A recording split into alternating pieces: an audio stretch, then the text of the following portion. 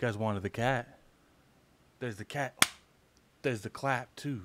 What's going on, you guys? Gaming out here, coming at you for another video. Today, we're going to be talking about the one and the only Oblivion.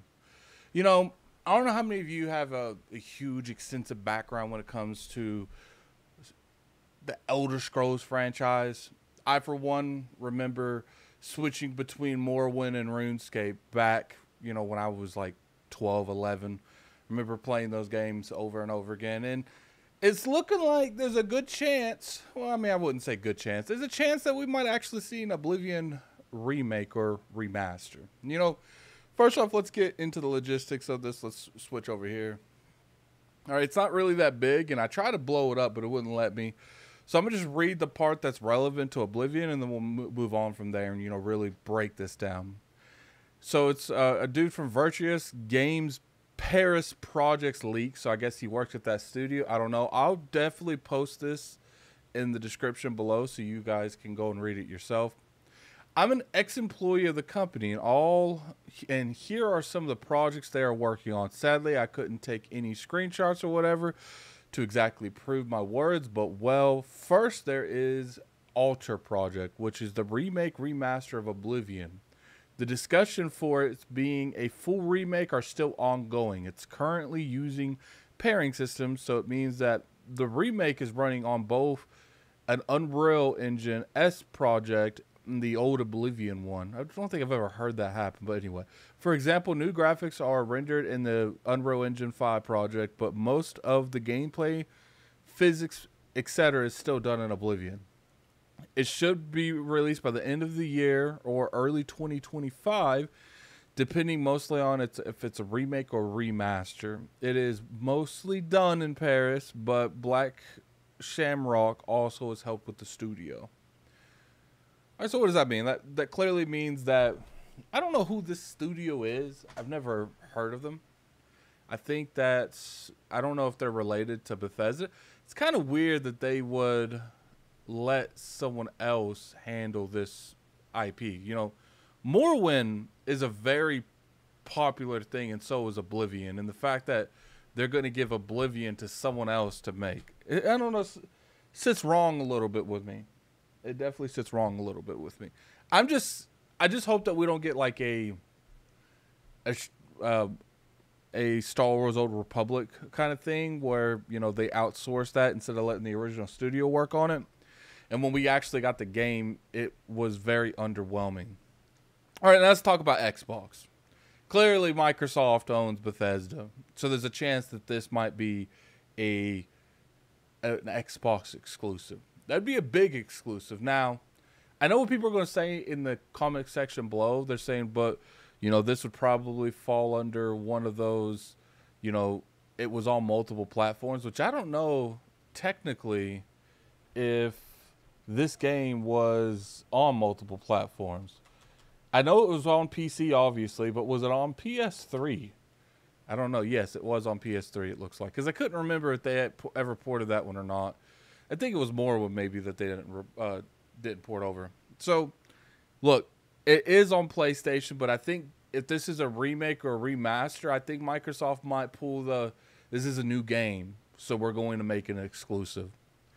I think that Microsoft is slowly starting to get a little bit of a monopoly going when it comes to Western RPGs. Now, do they have a full-blown monopoly? No. There's still plenty of studios making these type of games that doesn't revolve around Microsoft Studios. I mean, we just had, you know, Baldur's Gate 3 is about to come out, so I would say that's one of those games.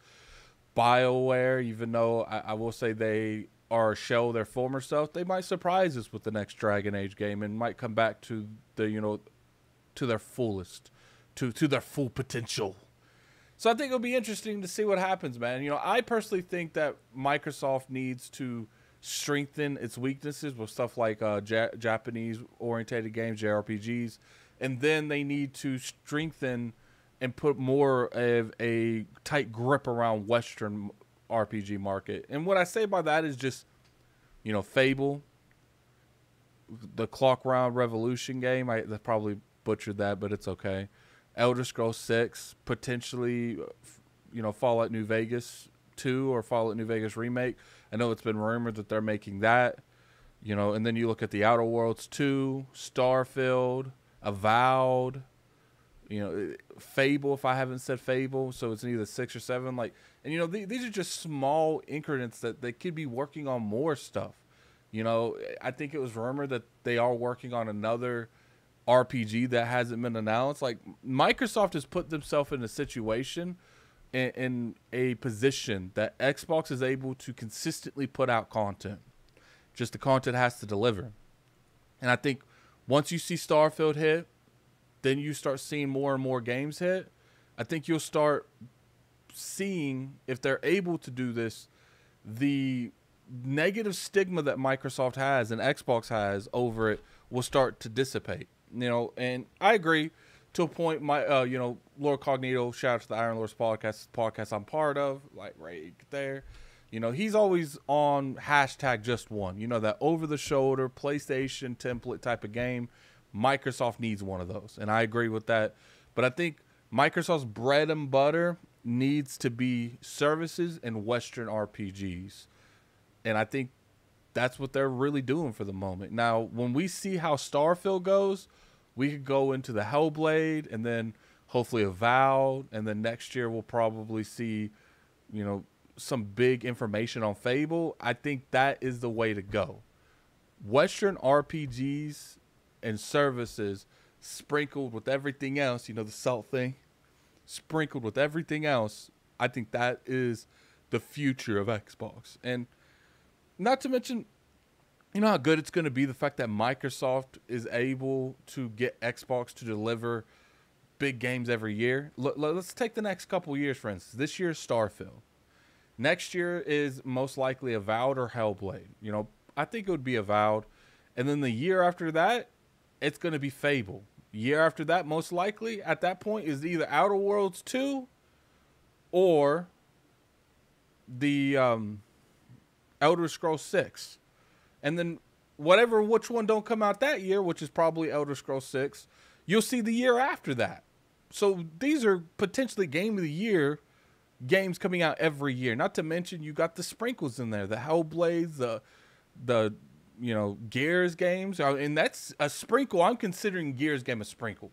That shows the better quality of games that Microsoft could potentially, and I say potentially because we haven't seen none of these games, but as long as Microsoft and Xbox are able to hit a couple of these games going out, I think people will slowly start to assume games are going to be bad. And I don't assume that. I'm just telling you, from the outside looking into seeing some of the fan base on the other side, you know, the PlayStation fan base, the PC fan base, the Nintendo fan base, you know, they do look at some Xbox games and they're on I gotta see it to believe it thing, and I don't blame them on that. But I think, I don't know why, but I think we're gonna start really seeing quality games, and I think it's gonna start with Starfield.